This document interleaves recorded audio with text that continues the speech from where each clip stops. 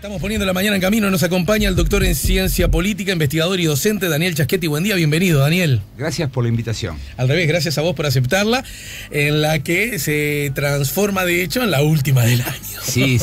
Fíjate que quedan 5 días, contando hoy, 5 días hábiles. Eso es.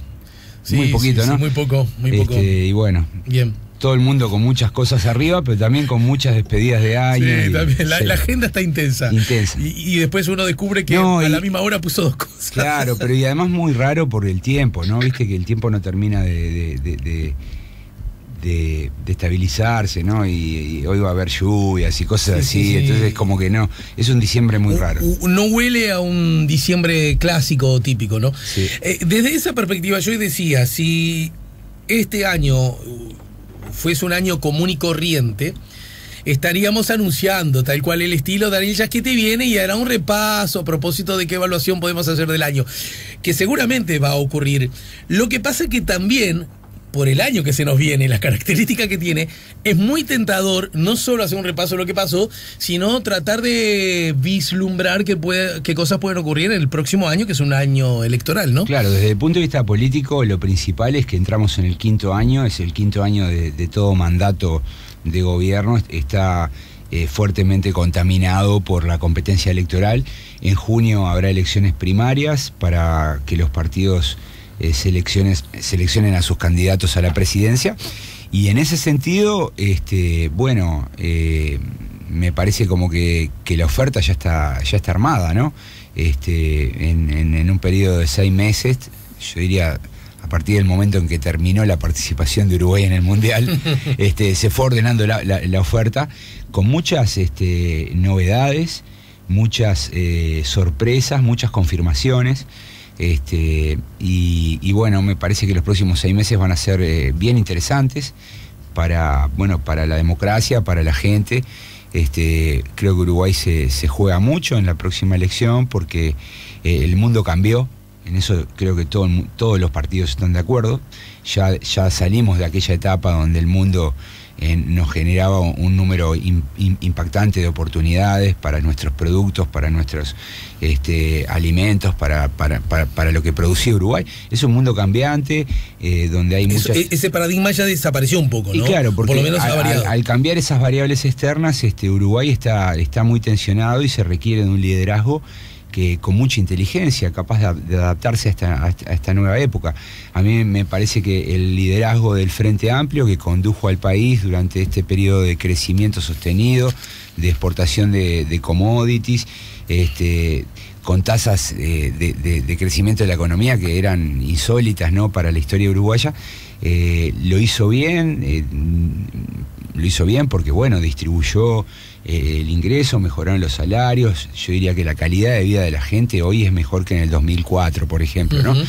Pero bueno, el mundo que se abre es distinto, y se requiere ya no un liderazgo con capacidad de distribución y de pelear por generar la equidad, sino que se necesitan otros atributos, y la próxima elección va a resolver eso, ¿no?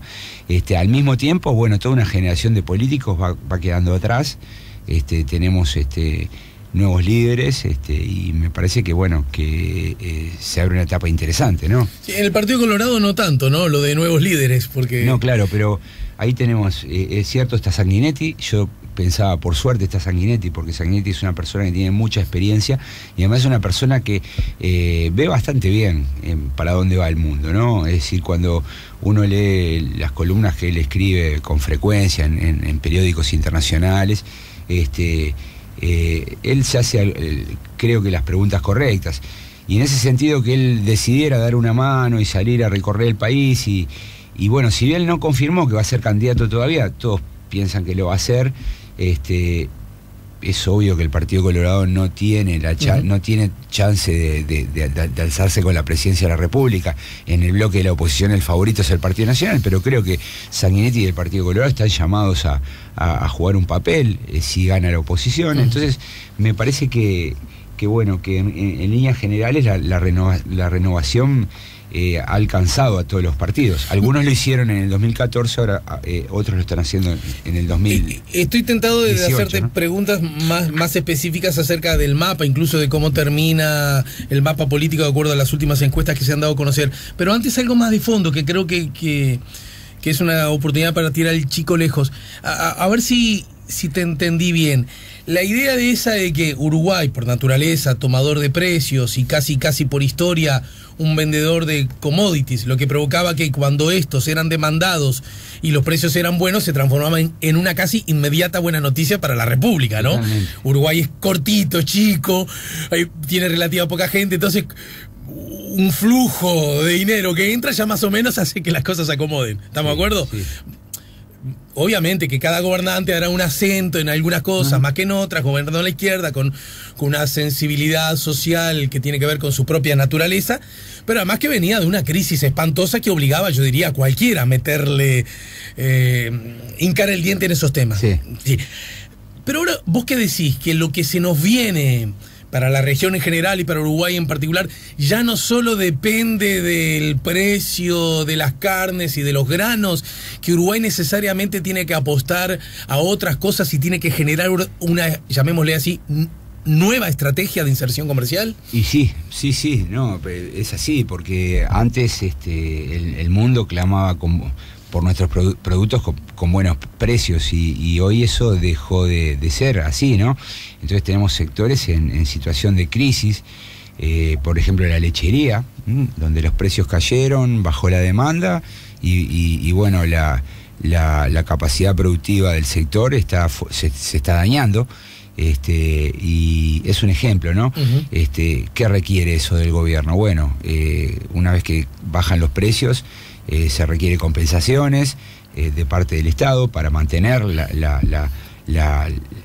digamos, para mantener los recursos productivos del país en ese sector, búsqueda de mercados alternativos, mucha flexibilidad comercial, y bueno, me parece que ese es el futuro, y yo creo que a la larga Uruguay va a entrar en ese camino, ¿no? Y bueno, me parece como que el partido de gobierno ha dado bastantes pruebas de ser muy rígido, ¿no? En esos términos, ¿no? Y en ese le cuesta mucho. ¿Qué es lo que le cuesta? Y bueno, es como un barco muy grande, ¿no? Es decir, un transatlántico para virar, necesita espacio, tiempo, y como que el mundo requiere maniobras mucho más eficientes y ágiles, y bueno, me parece como que bueno, que el liderazgo que se viene va a venir con menos prejuicios respecto a los lazos comerciales. Pero por ejemplo, menos prejuicio con las 3 famosas letras TLC. Bueno, sí, los TLC ya no existen porque Trump es un proteccionista, pero esa es otra variable importante, ¿no? O sea, hay países que empiezan a cerrarse, algunos que están cerrados que anuncian que se van a abrir. Entonces es un mundo inestable, ¿no? Cuando estoy hablando de países que están diciendo que se van a cerrar, estoy pensando en Estados Unidos, ¿no? Sí, donde, claro, por ejemplo, bueno, ha trabado el comercio con China, ha puesto obstáculos al comercio con la Unión Europea.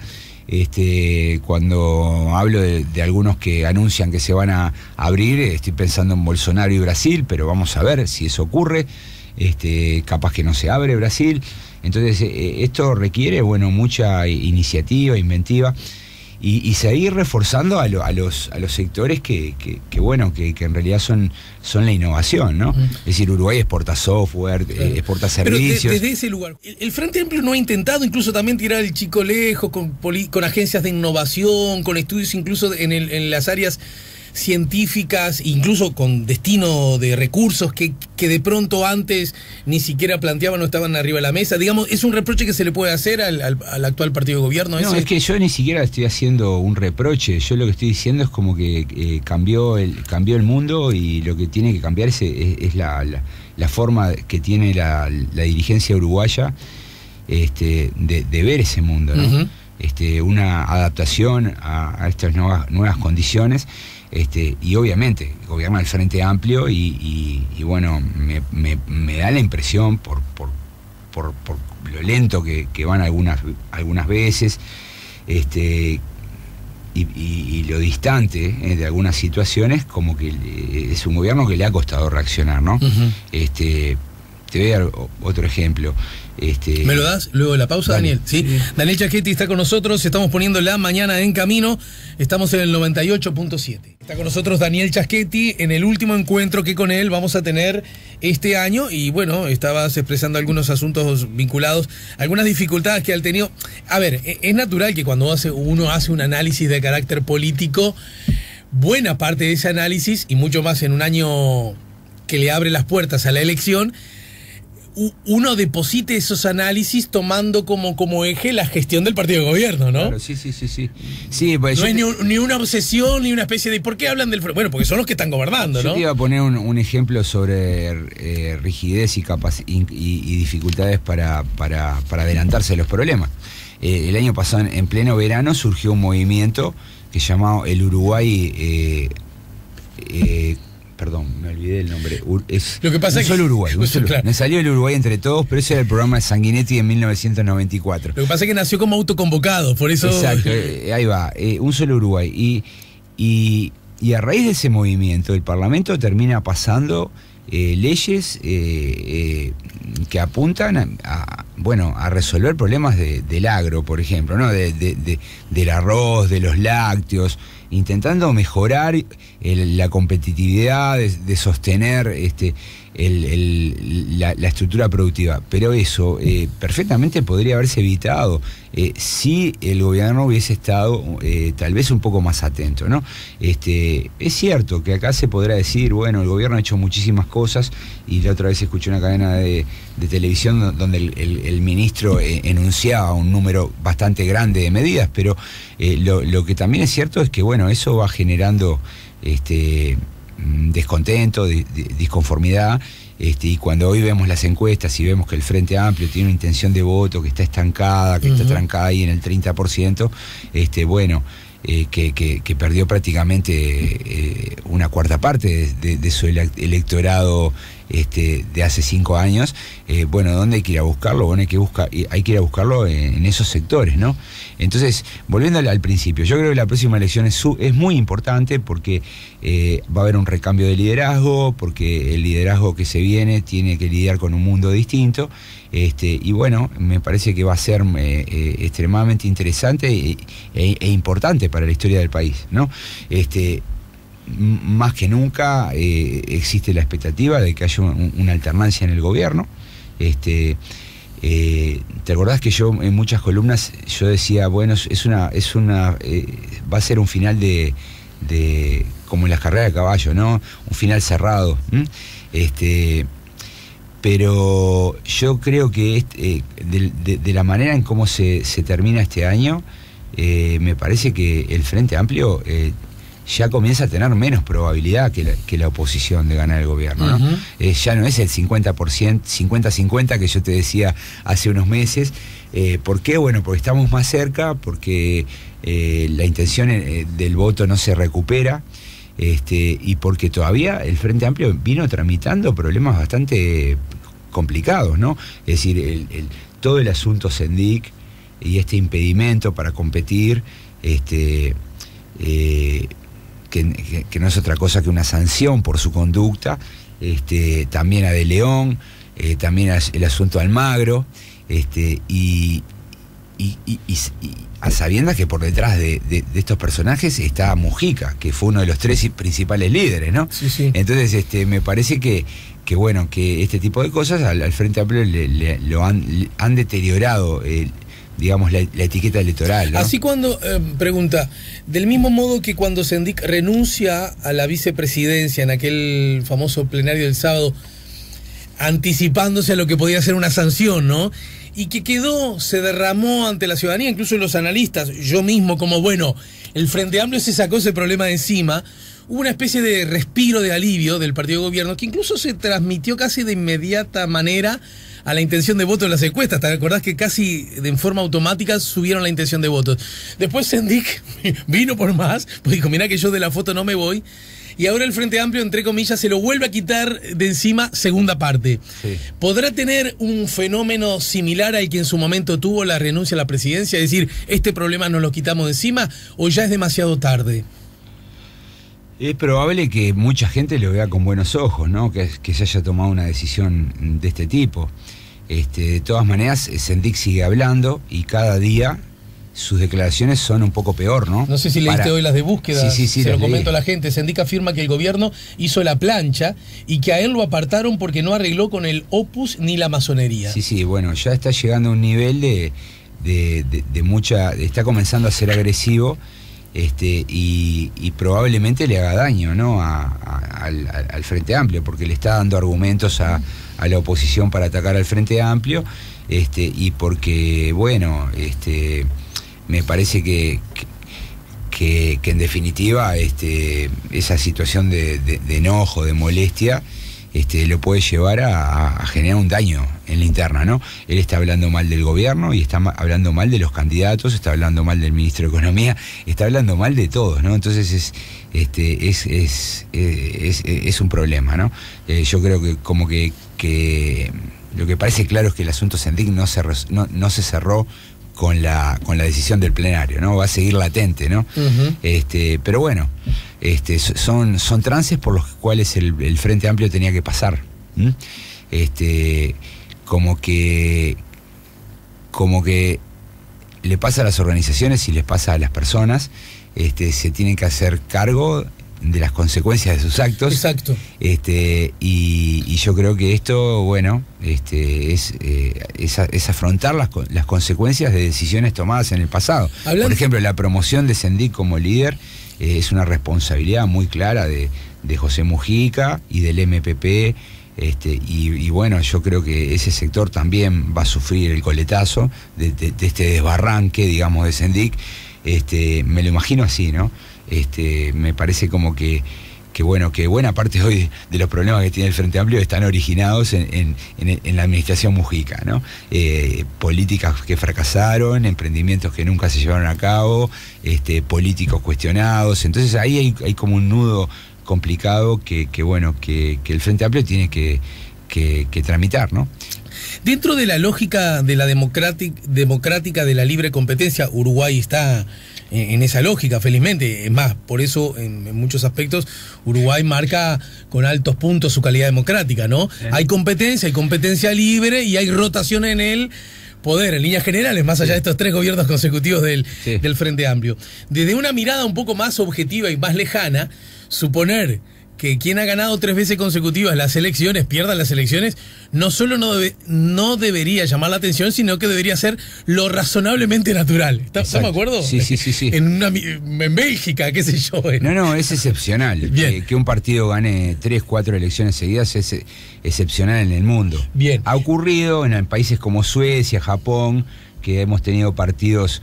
El Partido Liberal en Japón, el Partido Socialdemócrata en Suecia, que han gobernado 4 o 5 periodos, pero bueno, es muy inusual. Sí, o en los famosos casos del PRI, pero ya era por cuestiones de otra naturaleza, de calidades democráticas, ¿no? Claro, de sistemas democráticos. Claro, en México no había democracia cuando el PRI era un partido hegemónico, ¿no? Bien, perfecto. Hacía fraude en las elecciones, controlaba todos los resortes del poder. Creo que fue Octavio Paz que lo llamó la dictadura perfecta. No, Vargas Llosa. Vargas Llosa. Es más, creo que estando allí, y creo que lo expulsaron o le pidieron que se fuera. Exacto. Justamente. Bueno, la dictadura perfecta. Claro. Pará, porque quiero situarme en esto. En ese contexto, entonces resulta razonable que un gobierno, porque hoy lo dijiste hace un ratito, si uno analiza cómo vivía la buena parte de los uruguayos antes que gobernara el Frente Amplio, es obvio que el Frente Amplio les proporcionó una mejor calidad de vida de casi toda la población. Sí. Lo que sucede es que hoy día parte de la población vive peor que con el mismo Frente Amplio, ¿no? Claro. Ha caído un poco eso. Estamos diciendo que el Frente Amplio tuvo el 47% de los votos y el año que viene la elección va a estar en el entorno del 40%. O sea, la pérdida va a ser muy pequeña. Ahora... esa pérdida es suficiente como para perder una elección. Claro, ¿Me claro. explico? Sí, porque ustedes nos enseñan de la paridad esa. Claro, tan estable. Los dos bloques han estado muy pegados, pero ahora las últimas encuestas comienzan a mostrar que el bloque de la oposición comienza a ser un poco más grande. Sí. Bueno, hay que esperar cómo evoluciona. Viste que este sistema funciona en etapas. Yo creo que en junio se va a cerrar una etapa. Fíjate que ahora el Partido Nacional tiene 6 candidatos, el Partido Colorado tiene 3, el Frente Amplio tiene 4. Todo eso va a quedar reducido a la nada, va a perder uno. La pluralidad que ofrece va a ofrecer el primer semestre del año se va a esfumar y vamos a tener solo 4. Bien. Entonces cuando tengamos solo 4 ahí van a empezar a pesar otros factores que van a tener que ver con los atributos y las características de los candidatos y con el tipo de campaña que hagan, ¿no? Viste que las campañas a veces pueden ser importantes, otras veces las campañas pueden ser neutras, porque en realidad estructuralmente las preferencias ya están bastante definidas, y otras veces pueden ser contrarias a los intereses del candidato. Hacer una mala campaña puede generar un efecto negativo. Entonces, bueno, ahí hay que ver qué características desarrolla la campaña luego de junio, ¿no? Y en ese contexto, yo siento que el Frente Amplio, por ese mismo desgaste natural que ustedes estudian a nivel global e histórico que se produce, así venga San Pedro a gobernar, ¿viste? Así venga Maradona en el 86 a gobernar, ¿no? Se produce, entonces resulta natural una caída de votos. De hecho ha ocurrido, ¿no? Una meseta electoral en el 84, en el 2004. Muy buena votación en el 2009, pero un poquito más baja. Muy buena votación en el 2014, pero a su vez un poquito más baja. Sí. Así que si siguiéramos esa natural tendencia, parece que ahora se acentuaría un poquito más. ¿De acuerdo? Sí. Ahora, en ese contexto, la propia acción del gobierno desgasta hasta el más pintado. Aún así, en el marco del nuevo momento que se nos avecina luego de las internas, Sanguinetti le gusta decir que aún falta un diluvio para las elecciones. Cuando ya hablemos de un candidato, pero además necesariamente la oposición ya no va a poder todos los días y a cada rato decir lo mal que estuvo el Frente Amplio en esto y esto, con todo derecho, sino va a tener que sugerir a la gente, voten a nosotros porque cuando lleguemos nosotros a gobernar va a pasar esto y esto. Sí. Que todavía en ese plano estamos flacos en general, ¿no? Y vamos a seguir flacos, porque en realidad yo lo que percibo es que las diferencias programáticas no son muy grandes, ¿no? Yo creo que, por ejemplo, un núcleo de discusión puede ser en qué políticas podrían ser revertidas si gana la oposición. Sí. ¿Está? Ahí puede haber algunas, ¿no? Incluso se ha manejado, se ha dicho, bueno, la ley de la marihuana la vamos a derogar, ¿no?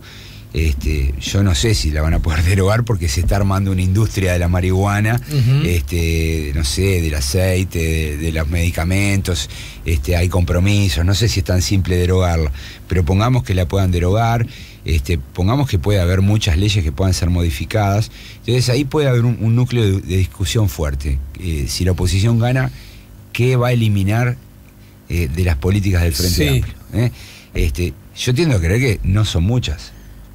Yo tiendo a creer lo mismo también. O sea, entonces, cuando dicen, bueno, si gana la oposición va a cambiar mucho el país, bueno, va a cambiar, pero no va a cambiar tanto como tal vez le puede ocurrir a Brasil, pongamos, ¿no? Claro. Brasil estaba existiendo, se está procesando una revolución, porque está llegando al poder sectores sociales que hasta ahora no lo habían hecho.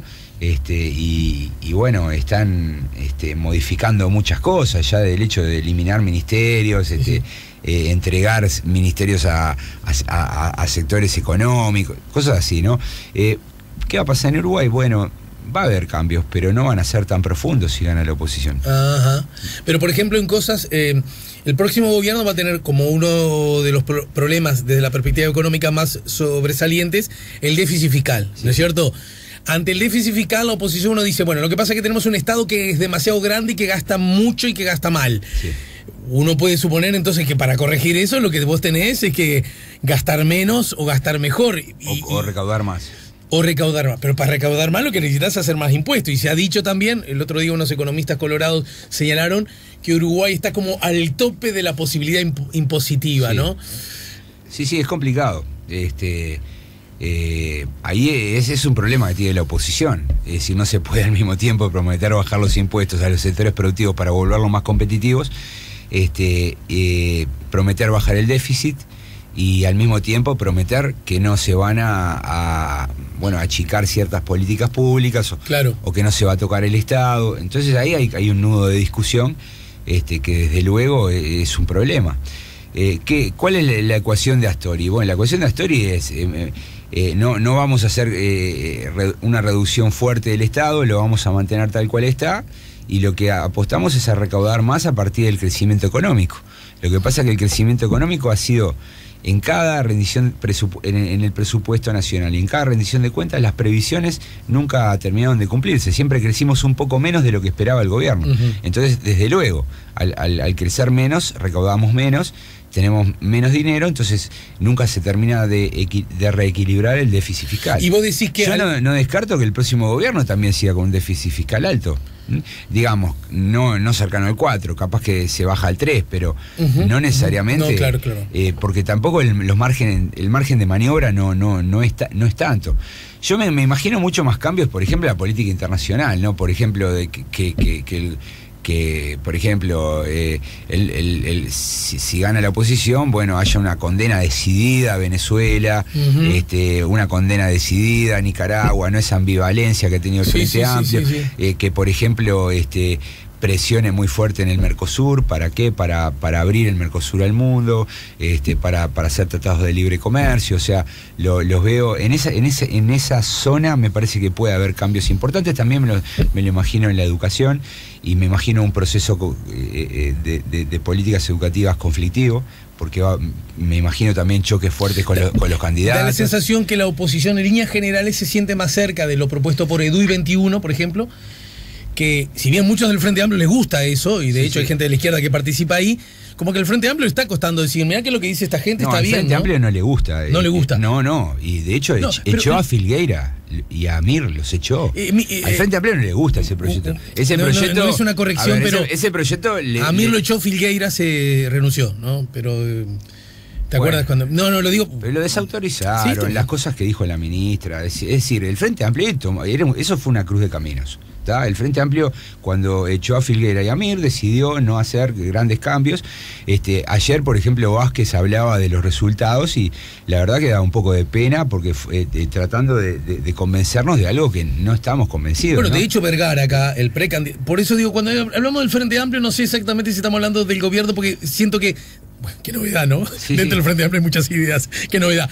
Pero el propio Vergara, acá, sentado donde estás vos, señaló en dos políticas que son como piedras del zapato del Frente Amplio: la seguridad y la educación, ¿no es cierto? En la seguridad, él no fue tan crítico con lo hecho por Bonomi, más allá de que... No estamos hablando de seguridad, estamos hablando de educación. Pará, déjame recordarte qué fue lo que me dijo. Del mismo modo que en el tema seguridad no fue tan crítico, a diferencia de Martínez, por ejemplo. Sin embargo, en el tema de educación fue muy claro, él se midía un poquito, porque después de todo son compañeros, decir que si él fuera presidente de la República, la actual formación del CODICEN sería muy otra, ¿no? No, claro, porque, a ver, el CODICEN ha estado en manos del MPP, ¿no? Es decir, ese es el punto, ¿no? Es decir, vos no podés poner gente del partido, técnicos del Partido Socialista y del Frente Liberal Sereni por un lado y darle la conducción del CODICEN al MPP. Esas son un mal diseño de la estructura de gobierno que hizo Tabaré Vázquez. Me dirán, bueno, lo que pasa es que tiene que transar porque el MPP es muy poderoso, y es cierto, pero es lo que votó la gente, ¿no? Entonces, la ecuación fue esa. Para mi gusto, bueno, es probable que la oposición intente llevar adelante algunas de las ideas de EDUI 21, pero lo que también me imagino es que va a haber mucha resistencia de los gremios, va a haber muchos de los sindicatos, va a haber muchos paros, va a haber conflictos, y los sindicatos también le han hecho muchos paros al gobierno del Frente Amplio, ¿no? Bueno, sí. Y los de la educación estoy hablando, ¿no? Pero me imagino algo mucho más intenso. Aún más grande. Y sí.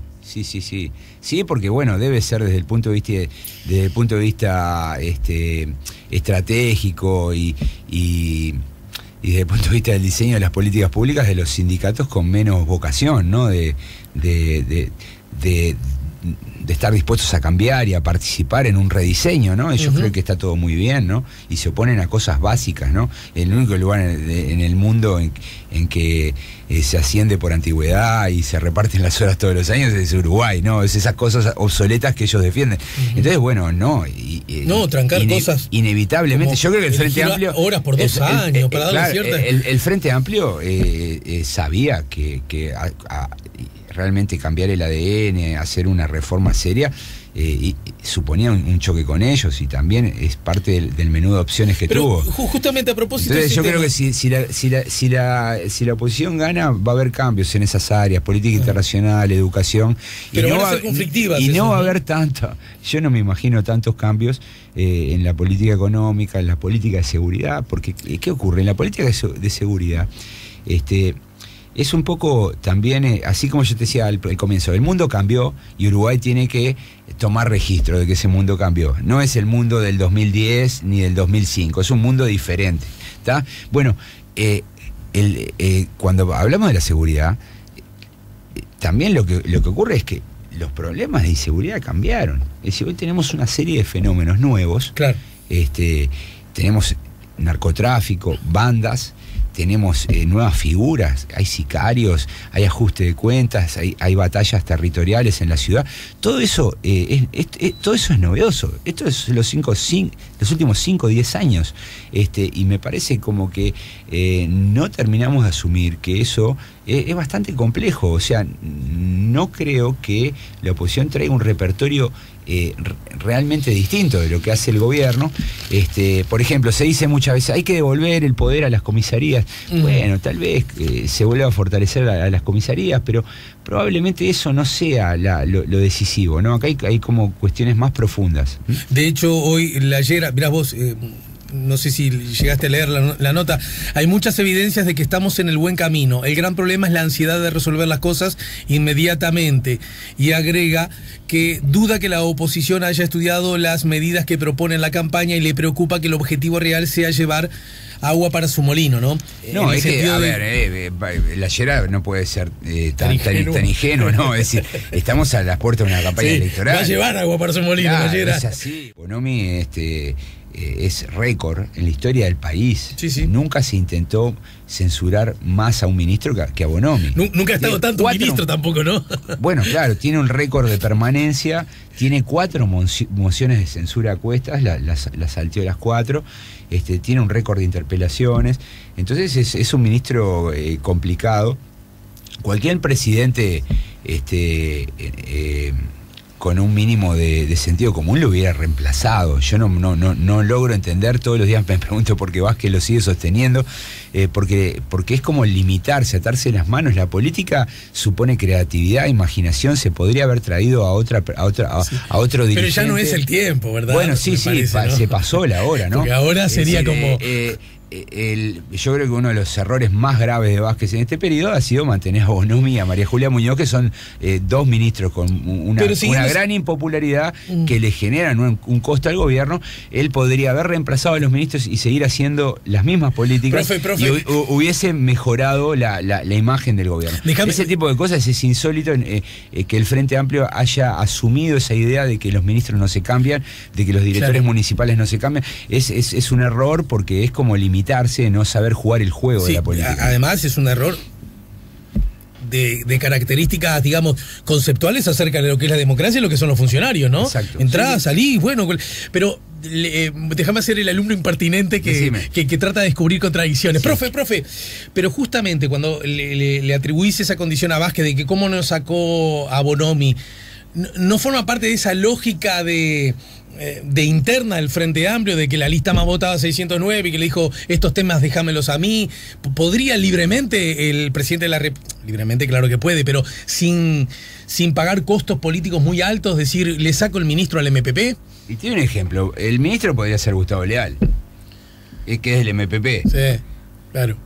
O sea, no supone quitarle la cartera. Poner a Astori, digamos. Claro, quitarle la cartera al MPP y dársela, no sé, a a Mieres. A Mieres, ¿no?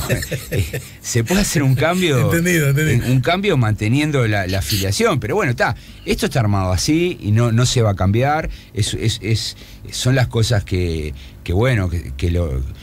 hablando un poco vulgarmente, se encachilan, ¿no? Y se ponen tercos y bueno, no me van a mover el ministro. Bueno, dice RG, yo creo que la oposición está muy cómoda con sus puestos asegurados en sus bancas y no le interesa mucho ganar en este momento del país. Creo que prefiere que el Frente Amplio se apague lentamente y así volcarse la presidencia. ¿Quién agarra este fierro caliente ahora? Lo entiende RG.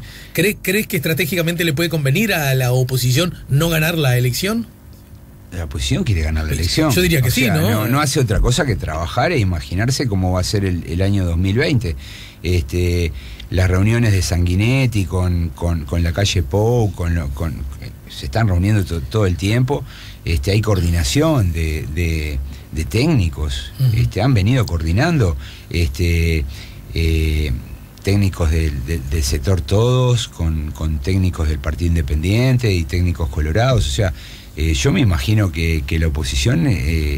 Y luego yo estuve en el lanzamiento, esto yo te lo comenté acá, estuve en el lanzamiento programático del sector todos en Trinidad, nos invitaron como observadores algunos profesores de la Universidad Católica y de la Universidad de la República, fuimos, y yo lo que encontré fue mucho optimismo. Un optimismo desbordante. Es decir, yo creo que están convencidos de que van a ganar. Y yo creo que ese optimismo es fundado, porque las encuestas muestran un poco eso, ¿no? Vos ves que sumás todo, la intención de voto o la estimación de la intención de voto del conjunto de los partidos de la oposición, y es sensiblemente más grande que la del Frente Amplio. Entonces te despido junto con el agradecimiento, reforzando algunas cosas que ya hemos dicho antes cada vez que llega el momento de despedir. Se viene el año que viene y hay cosas que relativamente podemos asegurar. Bueno, una de ellas, va a haber doble vuelta. Va a haber, mira, te lo digo rápidamente, Dale. No va a haber mayoría parlamentaria, va a haber segunda vuelta, yo creo que entre Daniel Martínez y la calle Pou.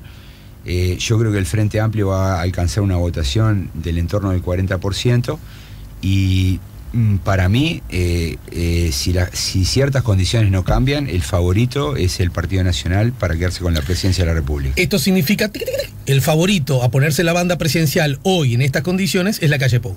Claro, si las condiciones no cambian. Sí. ¿Y cuáles son las condiciones? Bueno, el tipo de cuestiones que públicamente se están discutiendo, el tipo de impacto que genera el gobierno sobre la campaña, y las características de los candidatos. O sea, los candidatos, en realidad, cuando uno los escucha, no se están saliendo mucho de sintonía. No me imagino un fenómeno electoral dentro del Frente Amplio. O sea, están establecidos, ¿no? Primero Martínez, segundo Cose, después Andrade. Para que la gente entienda, un fenómeno electoral alguien del que tipo barra. De la calle Pou cuando le ganó la interna anterior. Alguien que barra y que diga cosas distintas. Vergara dice cosas bastante distintas, pero está también como limitado por las características de la estructura interna, ¿no? Sí. Es decir, además cuando los candidatos empiezan a hacer campaña, lo primero que hacen es ir a las estructuras, y en esas estructuras están esperando que se digan ciertas cosas, y hay un sentido común que es muy diferente que el del conjunto de la población. Pará, porque yo me imagino, ¿no? Actúo siendo el guapo, que el guapo, viste, que es como de enojarse fácil, sí. ¿No? Y diría, pará, ¿cómo vas a decir eso? Encima nosotros que acabamos de juntar las firmas. No, es que, a ver, Larrañaga lo que ha hecho ha sido como heroico, ¿no? Porque Larrañaga al cierre del año pasado, yo creo que lo hablamos, Alejandro, estaba muy mal, estaba siendo desbordado y desafiado desde su propia interna, se le iban los dirigentes en el interior. Y sin embargo, bueno, Larrañaga se las ingenió, eso muestra lo lindo que es la política, ¿no? Lanzó esta iniciativa de recolectar firmas, reconstruyó su estructura en todo el país. Hoy Alianza Nacional está más fuerte. Lo que creo es que aún así la calle Pou es como que está más fuerte. A ver, y esto no es un deseo mío, es lo que estoy mirando cuando veo las encuestas. Desde ya, claro. Entonces, fuera que acá establecieras deseos. Cuando vos me decís, bueno, ¿qué va a pasar el año que viene? Bueno, yo me imagino que dentro del Partido Nacional la calle Pou es el favorito, y que dentro de la oposición la calle Pou es el favorito, y como nadie va a llegar al 50% de los votos, me imagino una segunda vuelta donde va a estar la calle Pou. Vos no haces encuestas, ¿verdad? No, creo que las hiciste consumo tiempo, ¿no? Encuestas, lo consulto a los colegas. Lo que me resulta raro de todo esto, que lo que tú acabas de decir, más allá que No dije nada nuevo, ¿no? Ahí está. Pues mira, como que me leyera la cabeza. Sí. Tampoco dijiste, mirá que se viene no sé qué cosa rarísima, ¿no? Sí.